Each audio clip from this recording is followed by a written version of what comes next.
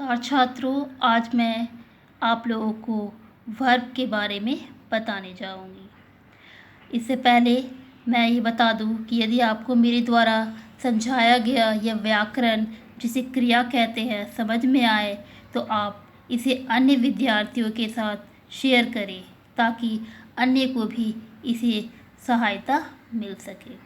अतः आपका ज़्यादा वक्त ना लेते हुए आइए क्रिया की शुरुआत करते हैं।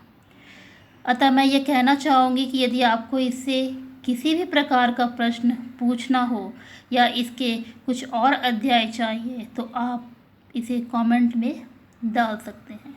तो आइए वर्ब के बारे में जानते हैं जिसे हिंदी में क्रिया कहते हैं और अंग्रेजी में वर्ब। तो जिन शब्दों से किसी कार्य यानी कि किसी काम का करना या होना व्यक्त हो उन्हें क्रिया कहते हैं।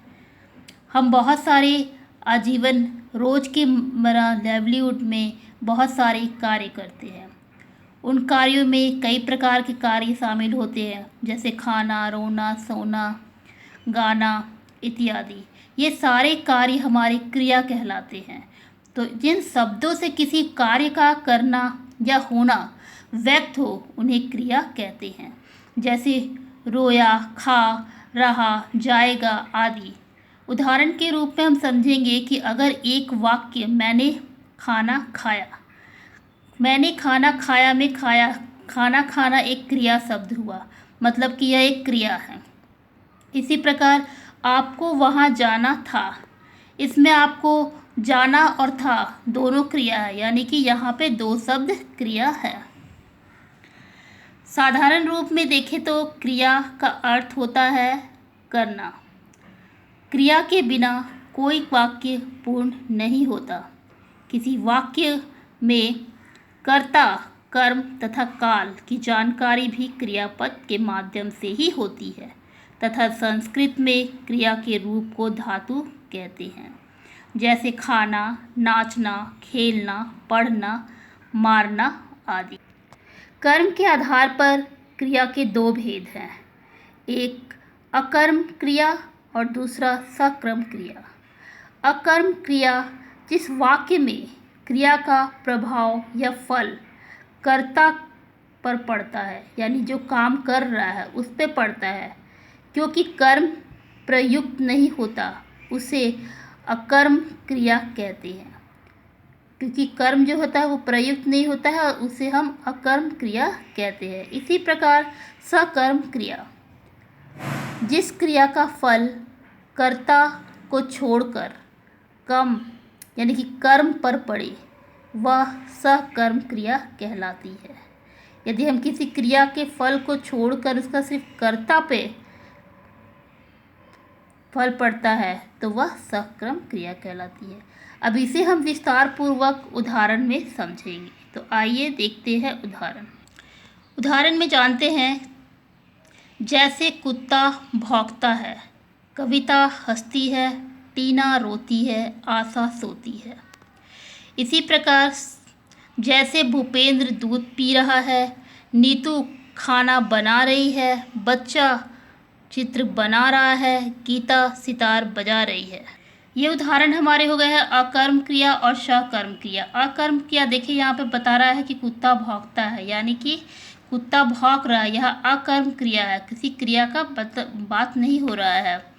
इसी प्रकार जैसे भूपेंद्र दूध पी रहा है, यहाँ दूध पीने की बात हो रही है, तो वह यह सकर्म क्रिया है। अब सकर्म क्रिया के दो उपभेद किए जाते हैं, एक हो गया कर्म क्रिया और दूसरा हो गया द्विकर्म क्रिया। तो जिस वाक्य में क्रिया के साथ एक कर्म प्रयुक्त हो उसे एक कर्म क्रिया कहते हैं। मतलब क्रिया तो है लेकिन उसके साथ एक कर्म भी क्रिया के साथ प्रयुक्त है।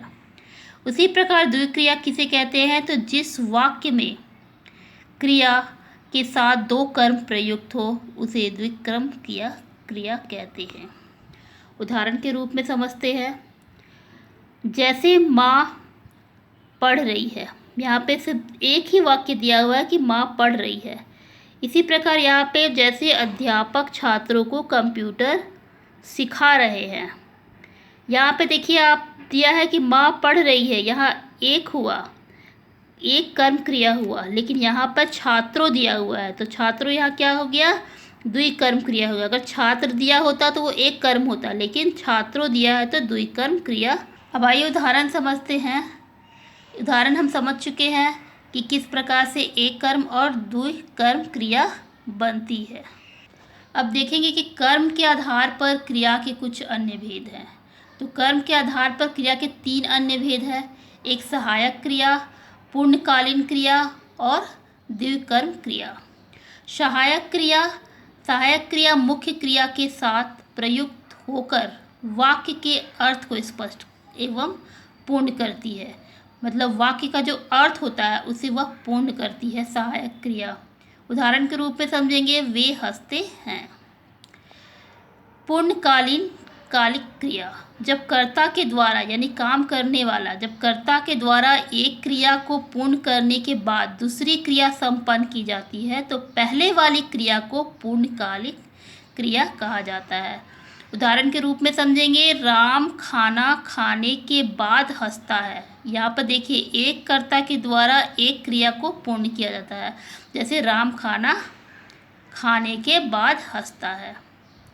अब द्विकर्म क्रिया, जब एक